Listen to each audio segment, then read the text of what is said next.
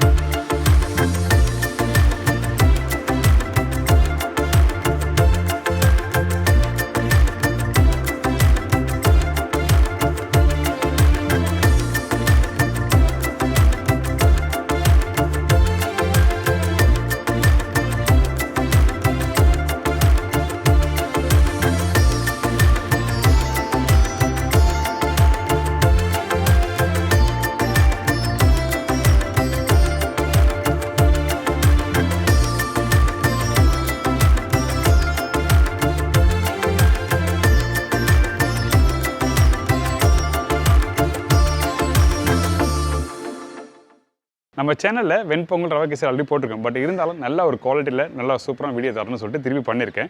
இந்த ரெசிபி நீங்கள் வீட்டில் பண்ணும்போது கரெக்டான ரேஷியோவில் நான் சொன்ன மெத்தடில் ட்ரை பண்ணி பார்த்தீங்கன்னா உங்களுக்கு சூப்பராக இருக்கும். இந்த பச்சை அரிசி, இந்த பாசி பருப்பு எந்த அளவுக்கு போடணும், அதே டைம் ரவையை எப்படி எந்த இடத்துல யூஸ் பண்ணணும், அதுக்கு கலருக்கு நான் என்ன பண்ணியிருக்கேன்னு சொல்லிட்டு தெளிவாக வீடியோவில் பாருங்கள். இப்போ இந்த ரெசிபிக்கு தேவையான பொருட்கள் பார்த்தலாமா? வெண்பொங்கல் தேவையான பொருட்கள்: பச்சை அரிசி 300 கிராம், பாசிப்பருப்பு 120 to 150 கிராம், முழு மிளகு 1 டேபிள் ஸ்பூன், சீரகம் 1 டீஸ்பூன், முந்திரி பருப்பு 100 கிராம், கருவேப்பிலை தாளிப்புக்கு தேவையான அளவு, பெருங்காயம் 1/4 டீஸ்பூன், பொடிசை நறுக்கிய இஞ்சி 1/4 டேபிள் ஸ்பூன், உப்பு தேவைக்கேற்ற, நெய் 8 to 9 டேபிள் ஸ்பூன். இதாங்க இந்த பொங்கலுக்கு தேவையான பொருட்கள். இந்த பொங்கல் ப்ரிப்பரேஷன் பண்ணுறதுக்கு ஃபஸ்ட்டு நம்ம என்ன பண்ணுறோம், இந்த பச்சை அரிசி பாசிப்பருப்பும் தண்ணியில் ஊற வைக்கிறோம். அதுக்கு முன்னாடி இன்னொரு முக்கியமான விஷயம் என்னென்னா, நீங்கள் கடையில் வாங்கும்போது குவாலிட்டியான பச்சரிசி பார்த்து வாங்க. அதாவது நல்ல குவாலிட்டியான பச்சரிசியை பார்த்து வாங்கணும்னு சொல்கிறேன். இந்த பொங்கலுக்கு யூஸ் பண்ணுறது அரிசியை உடச்சரிசியும் யூஸ் பண்ணுவாங்க, இந்த மாதிரி முழு அரிசியும் யூஸ் பண்ணலாம். ஆனால் எந்த அளவுக்கு தண்ணி ஊற்றி கரெக்டாக குக் பண்ணுறது தான் ரொம்ப இம்பார்ட்டன்ட். அது மட்டும் இல்லை, 1 கிலோ அரிசிக்கு வந்து 250 கிராம் போடுவாங்க ஹோட்டல்லாம். நானே பண்ணுவேன். ஆனால் கொஞ்சம் இன்றைக்கி நம்ம என்ன பண்ணுவோம், இந்த பாசி பருப்பை கொஞ்சம் அதிகமாக போட்டிருக்கேன். நல்ல ஒரு டெக்ஸ்சர், ஒரு ஸ்மூத்தான ஒரு டேஸ்ட் கொடுக்கும். நம்ம என்ன பண்ணுறோன்னா 300 கிராம் அரிசிக்கு 150 கிராம், அதாவது 100 கிராம் அரிசிக்கு 50 கிராம் பாசிப்பருப்பு போட்டிருக்கேன். இல்லை நாங்கள் எப்போவுமே பாசிப்பருப்பு கம்மியாக போட்டு தான் பண்ணுச்சுன்னா அந்த டைமில் 100 கிராமுக்கு 40 கிராம் அளவுக்கு நீங்கள் மாற்றிக்கலாம். ஒன்றும் தவறு எதுவுமே இல்லை. இப்போ நம்ம என்ன பண்ணுறோன்னா, இந்த பச்சை அரிசியும் இந்த பாசிப்பருப்பும் நல்லா ஊற வச்சுருங்க. குறைஞ்சபட்சம் ஒரு 2 மணி நேரம் நல்லா ஊறட்டும். அதுக்கப்புறம் வாஷ் பண்ணி எடுத்து டேரெக்டாக குக்கரில் போடுறோம். குக்கரில் போட்ட பிறகு உப்பு தேவையான அளவுக்கு இந்த இடத்துல போட்டுருக்கணும். உப்பு கம்மியாக போட்டோன்னா லாஸ்ட்டாக மிக்ஸ் பண்ணுறதுக்கு கொஞ்சம் கஷ்டமாக இருக்கும்.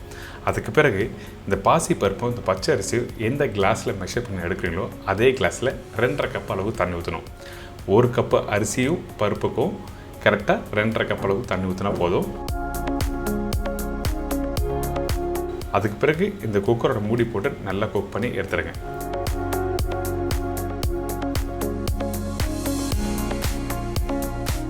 எடுத்திங்கன்னா இந்த மாதிரி அரிசி உதிரியாக மேலே இருக்கும், ஆனால் கீழே நல்லா வெந்திருக்கும். அதுக்கு பிறகு ஒரு 2 டேபிள் ஸ்பூன் நெய் இந்த இடத்துல யூஸ் பண்ணுங்கள். நெய் எதுக்காக யூஸ் பண்ணுறேன்னா, அந்த மாய்ஸ்டர், அதாவது நல்ல ஒரு கெட்டியான ஒரு ஃப்ளேவர் நல்லா எடுத்து கொடுக்கும். அதே டைமில் அந்த மாய்ஸ்டர் நல்லாயிருக்கும். அதுக்கு பிறகு பச்சை கருவேப்பிலையும் போட்டிருக்கோம். இதை அப்படியே நல்லா மிக்ஸ் பண்ண ஆரம்பிங்க. அந்த பச்சை கருவேப்பிலை அந்த சூடோட மிக்ஸ் பண்ணும்போது அந்த வாசனை நல்லா எடுத்து கொடுக்கும். அதனால தான் பச்சை கருவேப்பிலை இந்த இடத்துல யூஸ் பண்ணியிருக்கோம். இந்த மாதிரி நல்லா மிக்ஸ் பண்ணி முடிச்ச பிறகு நம்ம என்ன பண்ணுறோன்னா, ஒரு மூடி போட்டு அப்படியே எடுத்து வச்சுருங்க. இதுக்கப்புறம் இந்த மாதிரி ஒரு ஃப்ரைங் பண்ணல நெய் போட்டிருக்கேன். அந்த நெய் சூடான பிறகு இந்த இடத்துல தாளிப்பு ரொம்ப இம்பார்ட்டன்ட். தாளிப்பு எப்படி போடணும்னு கேட்டிங்கன்னா, அந்த நெய் சூடான பிறகு சீரகம் மிளகு போட்டோன்னா நல்லா பொரிஞ்சு வரணும். சில பேர் வந்து சூடு இல்லாமல் அப்படியே மிளகும் சீரகம் போட்டுருவாங்க. அப்படி போடக்கூடாது. போட்ட உடனே நல்லா பொரிஞ்சு டப்புன்னு வெடிச்சு வரும் பார்த்தீங்கன்னா, அந்த மாதிரி வந்துருக்கணும். அதுக்கு பிறகு தான் நம்ம முந்திரி பருப்பு போடணும். அதுக்கு பிறகு இஞ்சி. இந்த பொங்கலுக்கு வந்து இஞ்சி ரொம்ப இம்பார்ட்டன்ட். இந்த இஞ்சி வந்து கொஞ்சமாக போட்டிருப்பாங்க, அப்படிலாம் இல்லை, கொஞ்சம் தாராளமாக நீங்கள் போடலாம். நான் சொன்ன குவான்டிட்டியில் போடுங்க, கரெக்டாக இருக்கும்.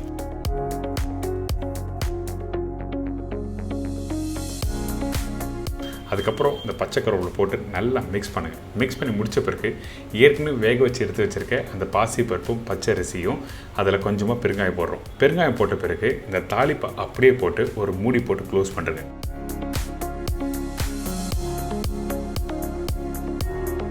அதுக்கு பிறகு ஒரு 10 நிமிஷம் ரெஸ்ட் வேணும். ரெஸ்ட்டை விட்டுட்டு நீங்கள் நல்லா மிக்ஸ் பண்ணினா அந்த தாளிப்பு என்ன ஆகிட்டுன்னா அந்த அரிசியோடு நல்லா மிக்ஸ் பண்ணும்போது அந்த வாசனை நல்லா சூப்பராக இருக்கும்.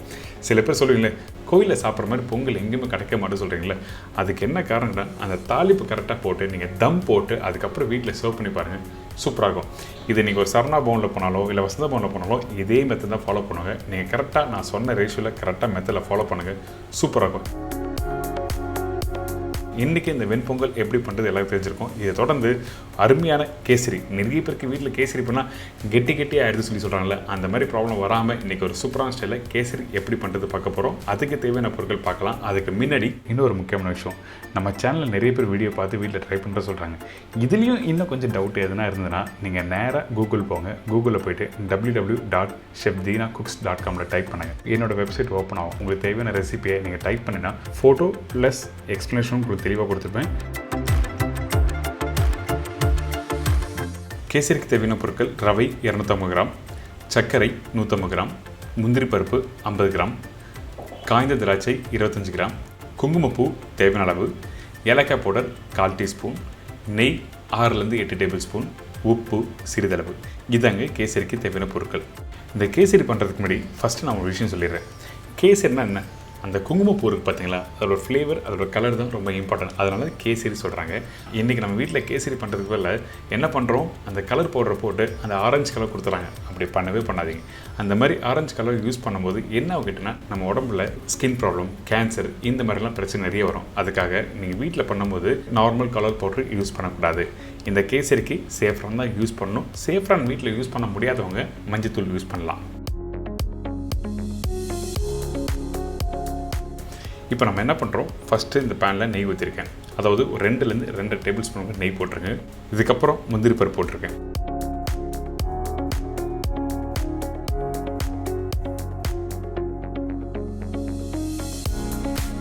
இந்த முந்திரி பருப்பு கொஞ்சம் லைட்டாக வறுத்து வர டைமில் இந்த காஞ்ச திராட்சையும் போட்டிருக்கோம். ரெண்டுமே கோல்டன் ப்ரௌன் கலர் வரணும். அதுக்கு பிறகு நம்ம என்ன பண்ணுறோன்னா ரவை போடுறோம்.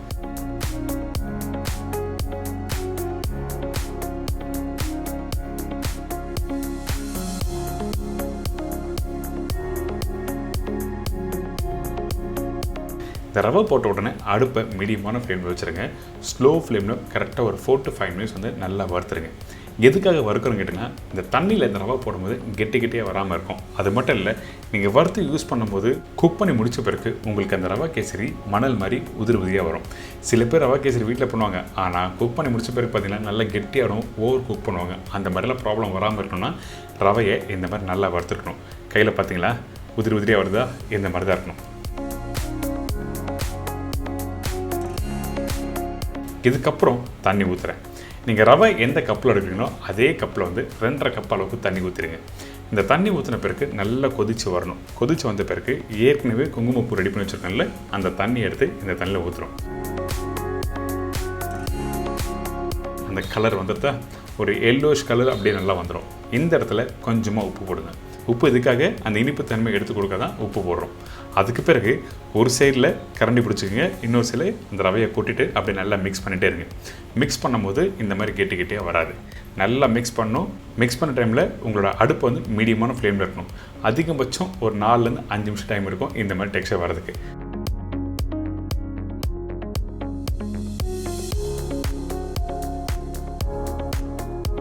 இப்போ ஓரளவுக்கு 70 to 80% அளவுக்கு நல்லா வெந்திருக்கு. இதுக்கு பிறகு நம்ம என்ன பண்ணுறோம், இந்த சர்க்கரை போடுறோம். சர்க்கரை போடுற டைமில் வாசனைக்காக ஏலக்காய் பவுடரும் போட்டிருக்கோம்.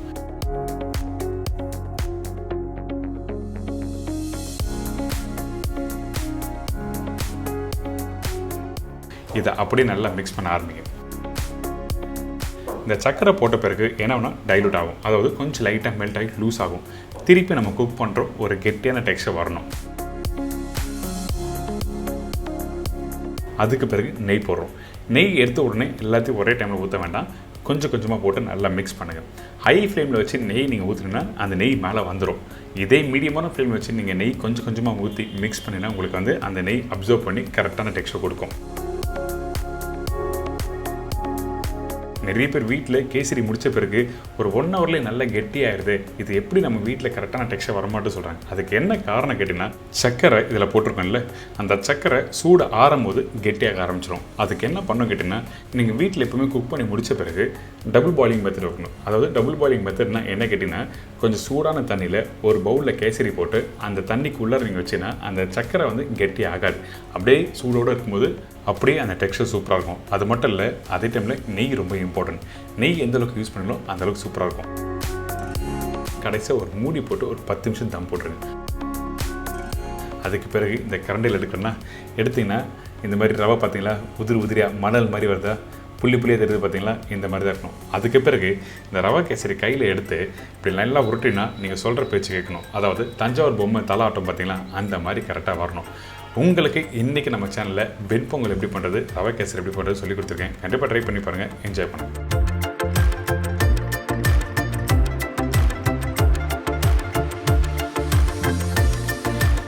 என்னங்க இப்போ எல்லாரும் தெரிஞ்சிருக்கும், கண்டிப்பாக ட்ரை பண்ணி பாருங்கள். வெண்பொங்கல் இதுக்காக ஹோட்டலில் போய் சாப்பிட்டா தான் அந்த டேஸ்ட் வருமா அப்படிலாம் இல்லை. நான் சொன்ன ரேஷியோவில் கரெக்டாக நீங்கள் வீட்டில் ட்ரை பண்ணி பாருங்கள், அருமையாக இருக்கும். அதே டைமு ரவா கேசரி கரெக்டான சக்கரை கொடுத்துருக்கேன், கரெக்டாக எந்தளவுக்கு நெய் பண்ணணும் எந்தளவுக்கு முந்திரி பண்ணணும் சொல்லிட்டு தெளிவாக கொடுத்துருக்கேன் செய்முறையில். ட்ரை பண்ணுங்கள். இதே மாதிரி நாளைக்கு இன்னொரு இன்ட்ரெஸ்டிங் ரெசிபி சந்திக்கிறேன். நன்றி, வணக்கம், see you, bye, take care.